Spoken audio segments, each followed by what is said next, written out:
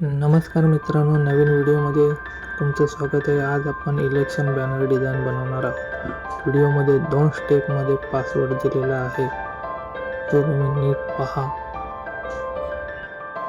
आज आपण PLP plus PST या दोन्ही फाईल देणार आहोत. तर व्हिडिओ पूर्ण बघा. व्हिडिओवर नवीन असाल तर व्हिडिओला लाईक करा, शेअर करा, सबस्क्राईब करायला विसरू नका.